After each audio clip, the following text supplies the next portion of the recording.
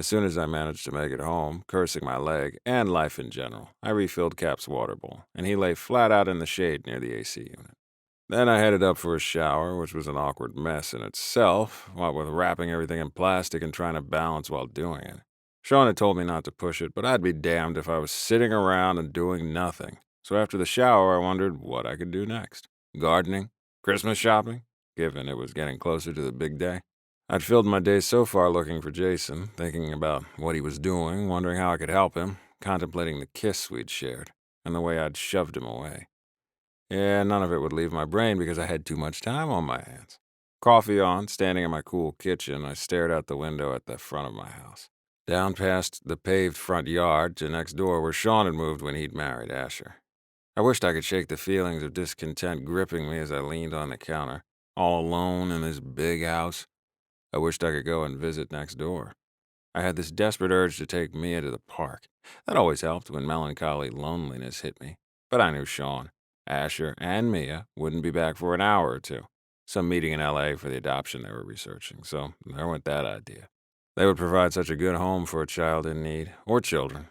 And I'd already done my bit, writing a statement on the kind of men they were. And now I had to back off while they went through the process. I was a man of action, the one who organized, cajoled, sorted, and sitting on my hands where the potential adoption was concerned was killing me. Not to mention my other friend being up where the fires were only just getting under control.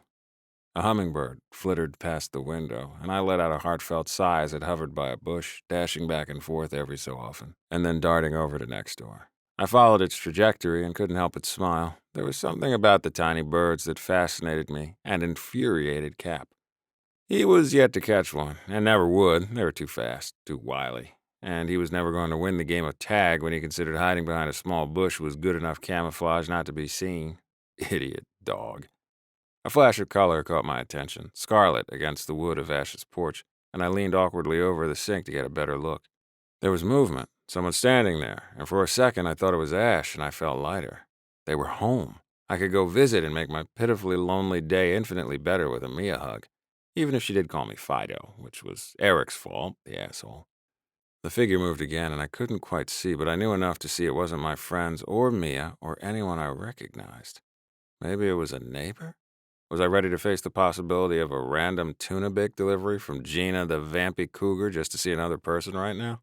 Hell yes. This was another human and someone who might talk to me. Want to go for another walk? I asked Cap, who went straight to the door, nosing at the leash which hung there. He'd go for 100 walks a day if he could have. I clipped it to his collar, then grabbed keys and my crutch and headed outside, straight across my yard and over to Ash and Sean's. I could see a man there, broad-shouldered, dressed in jeans and a bright red t-shirt, and from this vague sideways view I could see he was carrying something heavy. "Can I help you?" I asked, and he turned to face me. I recognized him immediately, the same man I'd spent the time since my accident obsessing over and trying to find. Jason freaking Banks.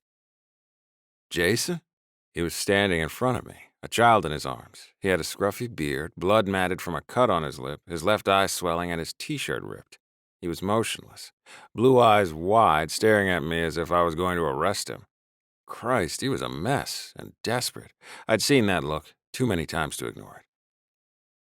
"Jason," I repeated when he didn't answer. He snapped back to stare at me, his gaze wary. Years of training kicked in, and I was careful not to move closer because I'd seen this kind of wide-eyed fear and bewilderment before.